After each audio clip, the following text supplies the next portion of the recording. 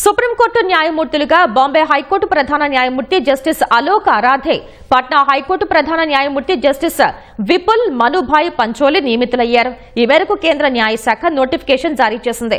Justice Alok Aradhe, justice Vipul Manubhai పంచోలిని supreme court న్యాయమూర్తులుగా పదోన్నతి కల్పించాలని 2 రోజుల క్రితం సుప్రీంకోర్టు కొలీజియం సిఫారసు చేసింది. సీజీఐతో కలిపి 34 న్యాయమూర్తి పోస్టులున్న సుప్రీంకోర్టులో ప్రస్తుతం ఖాళీగా ఉన్న 2 స్థానాల భర్తీ కోసం కొలీజియం వీరి పేర్లను ఎంపిక చేసింది. అయితే గుజరాత్ కు చెందిన పట్నా హైకోర్టు ప్రధాన న్యాయమూర్తి జస్టిస్ విపుల్ మనుభాయ్ పంచోలికి సుప్రీంకోర్టు న్యాయమూర్తిగా పదోన్నతి కల్పించాలి అన్న నిర్ణయంపై కొలీజియంలో సభ్యురాలైన జస్టిస్ బివి నాగరత్న అభ్యంతరం వ్యక్తం చేశారు. సుప్రీంకోర్టులో ప్రాంతీయ సమతుల్యాన్ని జస్టిస్ నాగరత్న ప్రస్తావించారు.